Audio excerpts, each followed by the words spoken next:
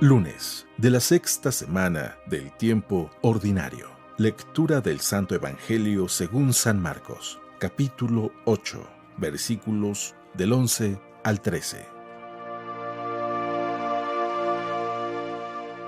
En aquel tiempo se presentaron los fariseos y se pusieron a discutir con Jesús, y para ponerlo a prueba le pedían una señal del cielo.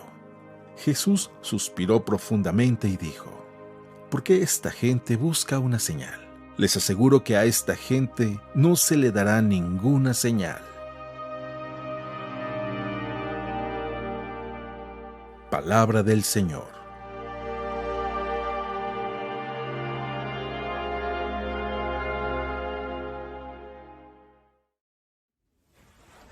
Muy buenos días.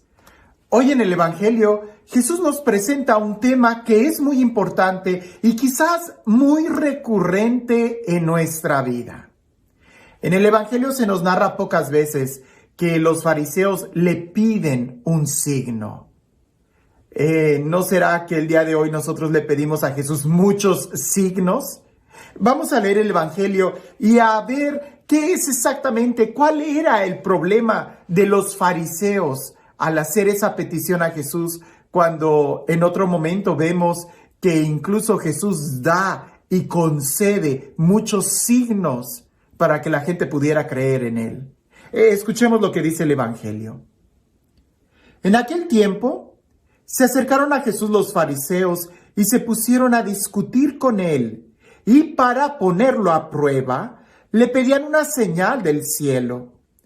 Jesús suspiró profundamente y dijo: ¿Por qué esta gente busca una señal?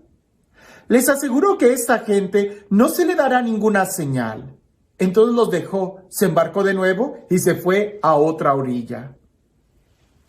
En otro evangelio añade algunas palabras diciendo que no se le dará más señal que la de Jonás, pero aquí en este evangelio simplemente dice: no se les dará ninguna señal. Y es que en realidad Jesús ya estaba dando muchas señales. ¿Qué fue lo que le dijo a los discípulos de Juan el Bautista cuando fueron a preguntar: ¿eres tú o tenemos que esperar a otro? Jesús dijo: vayan y díganle a Juan lo que están viendo, que los ciegos recobran la vista, los leprosos quedan limpios, los paralíticos caminan, los sordos escuchan. Es decir, había muchos signos, incluso los muertos resucitaban. ¿Quién puede dar la vida sino solamente Dios? El problema con los fariseos es de que no creían y continuamente pedían signos para tratar de creer. Pero cuando tú no eres capaz de ver ya los signos que se te presentan, aunque te dieran más, simplemente no estarías abierto a entenderlos. Por ejemplo, imagina que tú vas manejando y hay señales, hay signos de tráfico, señales de tráfico.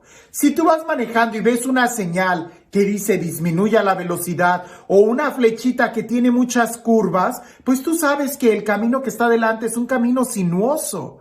Si tú ves que hay un camino y una montaña y piedritas bajando en un signo amarillo, tú dices: cuidado, puede haber deslaves más adelante. La lámina por sí misma, ese signo, esa señal por sí misma no tiene ningún sentido. Lo que te están señalando es una realidad que está atrás de ese signo, el camino sinuoso o posibles deslaves. Lo importante no es el signo, no es la señal, sino lo que hay atrás. Vamos a imaginar que alguien se robó las señales de tráfico y ya no había señales de tráfico y hubo un deslave, pero tú ves a un tránsito que está moviéndote una bandera o tiene esas señalizaciones de fuego y te está haciendo movimientos de que te vayas despacio. No vas a decirle tú al tránsito: no te hago caso porque no estoy viendo ningún signo. Hasta que no vea la señal de tránsito, no te hago caso. No, el tránsito, el policía tiene más autoridad que una señal de tránsito. Si la señal de tránsito te dice que puedes ir a 60 y el policía te dice disminuye a 40, tienes que disminuir a 40. El policía tiene mucha más autoridad que una señal. Jesús mismo tiene mucha más autoridad que las señales que él daba. E incluso más que una señal, Jesús estaba mostrando ya una realidad de que el reino de Dios ya estaba ahí. Si los fariseos no podían ver a Jesús, pues ni aunque tuvieran una señal de tránsito, si ahí está el policía diciéndote lo que está sucediendo, ahí está Jesús quien está pronunciando su palabra. Si no le crees a Jesús, no vas a creer en una señal de tránsito. Es como antiguamente los botes que eran un veneno para los seres humanos, como algunos químicos de limpieza, tenían una calavera en la parte de atrás muy dramática, ¿las recuerdas? Esa calavera significaba que era veneno lo que había en ese bote. No podías tomarlo, era para limpiar o era ácido o era algo por el estilo. Imagina que hubiera un doctor, un químico, que te estuviera diciendo, ten cuidado con este bote porque es veneno, solamente úsalo para limpiar. Y tú lo agarras y dices, no doctor, se equivoca, no tiene la calaverita, entonces no me hace daño si lo tomo. ¿Quién tiene más autoridad? ¿El signo de la calaverita o el químico o el doctor que te está diciendo que eso es veneno? Por supuesto que el doctor. Lo mismo sucede. ¿Qué es lo que tiene más autoridad? ¿Un signo, una señal? ¿O Jesús, quien está hablándonos directamente? El problema es que aquel hombre que está cerrado en sus propios pensamientos y si dice yo aquí no veo una calaverita, entonces no es verdad. Después va a caer con que no, esta calaverita está incompleta, no, esta calaverita no es negra, no, esta calaverita no tiene esto y aquello, esto es de Halloween, esto no es de... Y al final va a terminar envenenándose por no creer en el doctor, en el químico. Va a terminar estrellándose en el accidente por no escuchar al policía que le decía despacio. El problema no es los signos. El problema es la cerrazón de nuestro corazón. Porque Jesús, Dios mismo, nos da tantos signos cada día que nos muestran su amor y la misericordia que tiene para nosotros.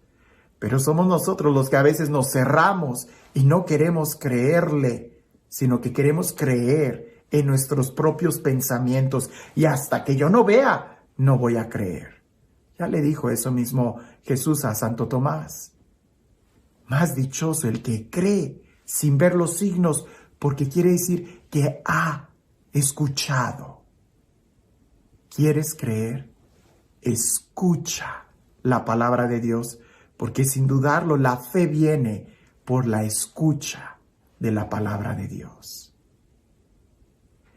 Y este Dios, el Dios del amor, el Dios de la vida, el Dios de la paz, el Dios que resucitó a Jesús y que nos sigue dando muchos signos de su amor y de su presencia entre nosotros, que sea Él quien el día de hoy te bendiga, en el nombre del Padre, del Hijo y del Espíritu Santo.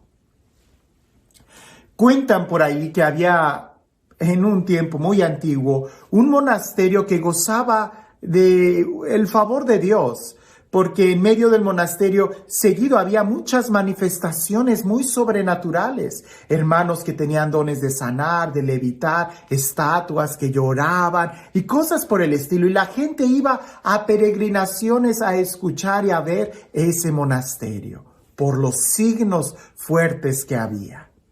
Pero como era de esperarse, en un devenir de tanta gente, poco a poco los monjes fueron dejando de mirar a Dios para mirar los signos y ponerle más atención a los signos que al mismo Dios. Dejaron de haber signos, dejaron de haber manifestaciones, dejó de haber santidad, dejó de haber interés, dejó de haber amor. El monasterio empezó a cambiar a ser muy ordinario y más que ordinario, ya se estaba diluyendo mucho. Era muy superficial. El abad, que todavía conservaba un deseo de querer ser santo, le preocupaba la vida de los monjes, así que fue a buscar a un ermitaño, a un hombre solitario que solamente se dedica a orar y que no había sido contaminado por el devenir de la gente, de la sociedad y del mundo. El abad va, se presenta ante él. El ermitaño, sorprendente porque nunca recibe visitas, le pregunta, ¿qué te ha traído aquí? Y el abad Le cuenta toda la historia de cómo antiguamente el monasterio, gracias a los signos, había gozado de mucha fama, pero que ya en estos días no había signos y los monjes se habían diluido mucho en su espiritualidad. El ermitaño le dijo: ya veo. Ve y dile a los monjes que Jesús está en medio de ustedes, pero disfrazado de un hermano más. El abad no entendió muy bien lo que el ermitaño le estaba diciendo, pero cuando trató de hacerle más preguntas, el ermitaño simplemente ya había cerrado los ojos para continuar en su oración profunda y de ahí no iba a salir. El abad regresa y pues decide hacer al pie de la letra lo que el ermitaño le contestó. Y juntó a todos los monjes y les dijo: me han dicho que Jesús, el Hijo de Dios, está entre nosotros, pero está disfrazado de uno de nosotros. ¿Quién será? Y a partir de ahí todos los monjes empezaron a sospechar unos de otros. Dijeron: ¿será el portero? No, pero el portero nunca barre bien. ¿Y qué tal si Jesús ha querido no barrer bien para no ser descubierto? Mejor me porto bien con el portero. Y luego decían: el cocinero es un comelón. Y si Jesús se ha disfrazado de comelón, mejor me porto bien con el cocinero, no sea que él sea Jesús. Y así cada uno empezó a sospechar de quién era Jesús. Eventualmente, el monasterio volvió a recuperar mucho la fe, la oración, el clima de fraternidad y se enfocaron más en Dios que en los signos. Cuando la presencia de Jesús está con nosotros, en nosotros, no necesitamos más signos, porque ya lo tenemos a Él, que es mucho más importante que un signo. Que tengas un excelente día.